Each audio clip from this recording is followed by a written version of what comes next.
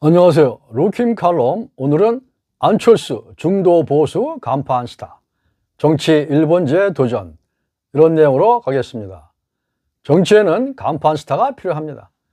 앞으로 대한민국 중도 보수 진영의 간판 스타는 안철수가 될 것 같습니다. 빨간 넥타이를 메고 들어가 열광적 박수를 받은 안철수의 승부사적 기질이 통할 것으로 전망합니다. 안철수는 컴퓨터 백신도 독학으로 만들었고 또 독학으로 바둑의 고수가 된 사람이기도 합니다. 그의 독학 열정 그리고 승부욕은 타의 추종을 불허합니다. 누가 안철수를 약하다고 말했습니까? 안철수는 진실로 강한 고수 중에 고수입니다. 고수의 승부는 한 판 지고 두 판 이기는 것이며 두 판 지고 세 판 이기는 것입니다.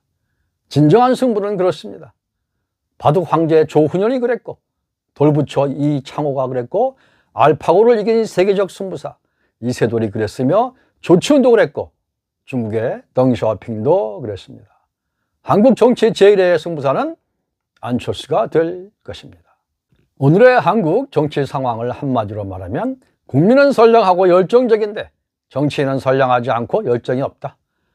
저들 머리와 가슴엔 정치가 들어있질 않다. 권력의 단물만 빨아먹고 싶어한다. 봉사정신도 책임감도 정의로움도 없다. 이렇게 지적할 수밖에 없습니다. 문재인 정권 정치인들은 지난 4년간 모든 민주주의 정신을 망각한 채 자기들만의 천국에서 즐겁게 지냈습니다. 그들의 천국은 당연히 국민의 지옥이 되었죠. 대통령 측근은 인사적폐가 되었고 엄청난 부동산 투기 사건이 늪에서 썩어가고 있습니다. 운동권 정치의 헤드 역할을 하는 이해찬은 썩은 물을 달콤한 물이라고 말합니다. 쓰러져가는 문정권을 잘하고 있다고 합니다. 이해찬은 세상을 거꾸로 인식합니다. 이해찬이야 모든 운동권 민주당 인사들이 다 그럴 겁니다. 초선 의원들도 원내대표도 법무장관, 국토부 장관, 문체부 장관 등등 다 그럴 거라고 국민은 생각합니다. 부패한 국회의원과 고위공직자는 가차없이 퇴출시켜야 하는데 청와대는 인사적폐를 오히려 가중시키고 국민들 투표는 이념에 매몰되던가 또는 지역주의에 빠져서 허덕일 때가 자주 있습니다. 이것이 한국 정치가 극복해야 할 과제 중 과제입니다. 정치란 무엇입니까? 권력이란 무엇입니까? 국민의 삶을 안전하고 행복하게 그리고 국가 안보와 영토와 미래를 지키라고 위임해준 국민의 권력 명령 아니겠습니까? 잠깐 동안 빌려준 그 권력이 자기 소유이냐 착각하는 어리석게 짝이 없는 자들이 오늘날 대한민국 여당과 야당 정치인들입니다. 한결같이 썩고 모두 타락했고 부패한 냄새가 물씬 납니다. 그러니 한국 정치가 끝없이 방황하며 국민의 삶은 고통스러운 것이죠. 현재 대한민국에서 타락한 현실에 안주하지 않고 앞으로 달려가는 정치인은 안철수뿐인 듯 합니다. 안철수는 끊임없이 뛰고 중단 없이 미래라는 저 큰 바다를 향해서 흘러가는 정치인입니다. 큰 바다에는 큰 고래가 있고 큰 바다에는 커다란 미래가 있으며 큰 바다에 거대한 대한민국의 영광이 있기 때문입니다. 안철수는 그것을 아는 사람이며 안철수는 그 정치의 비전을 가슴에 간직한 사람입니다. 저 큰 바다에 나가서 만나야 될 정치의 참 얼굴을 이 땅에서는 안철수 혼자만이 알고 있는 듯합니다. 그래서 안철수는 국민의 삶을 붙잡고 통곡하는 것입니다. 그래서 안철수는 부패하고 무능한 집권당을 갈아치워야 한다고 매일 주장하며 반문 정권의 선봉에 서서 싸우고 있는 것입니다. 그래서 안철수는 제1야당에 들어가 보수야당의 기본 체질을 바꿔야겠다고 생각한 것입니다. 승부사적 기질이죠. 보수의 기본 정신을 망각하고 지역구에서 얻은 금배지 몇 개를 손에 쥐고 철없이 의시되는 국민의힘 정치 체질을 바꿔주어야 대한민국이 살 수 있다고 판단을 한 것입니다. 안철수가 엊그제 빨간 넥타이를 섹시하게 메고 국회에 들어간 것은 그 이유 때문입니다. 안철수의 빨간 넥타이는 변혁의 상징입니다. 안철수의 빨간 넥타이는 앞으로 중도 보수, 합리적 보수, 합리적 진보 등 모든 유권자를 통합하는 상징성을 갖게 될 것입니다. 안철수는 그 이름만으로 이미 대한민국 정치 변혁의 상징입니다. 안철수는 그 존재만으로 이미 대한민국 개혁의 아이콘이 되었습니다. 이 이미지를 앞으로 안철수 정치의 간판으로 밀고 나가야 되지 않을까 합니다. 정치는 이미지 메이킹으로 절반의 성공을 합니다. 안철수는 정치 개혁이며 안철수는 순수 열정이며 안철수는 앞으로 범야권에서 보수 혁신의 상징이 될 것입니다.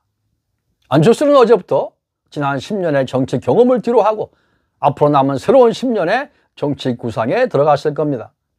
안철수의 가슴엔 어떤 정치 구상이 들어있을까요? 안철수의 제2차 10년 정치 계획엔 어떤 컨텐츠가 자리 잡아야 할까요? 아마도 4.7 보궐선거 직후에 국민의힘은 당대표를 새로 선출합니다. 김정희는 벚꽃 떨어지면서 함께 어디론가 사라질 겁니다. 안철수를 지지하는 국민의힘 의원들도 꽤 많습니다. 안철수가 국민의힘 새 당대표가 되지 말라는 법도 없을 겁니다. 그것은 안철수의 새로운 도전이며 동시에 국민의힘 당 측의 새로운 도전이 되기도 할 것입니다. 이런 그림을 그릴 수 있죠. 국민의힘 당 전체가 안철수를 당대표로 물론 경선을 통하겠지만 선출, 옹립하고 국민들 앞에 우리 국민의당, 우리 제1야당 이렇게 바뀌었습니다. 혁신된 중도보수 정당으로 재탄생했습니다. 국민 여러분, 우리들 예쁘게 봐주세요. 내년에 정권 교체는 우리가 안철수 대표를 모시고 반드시 이룩하겠습니다. 국민 여러분 많이 지원해 주세요.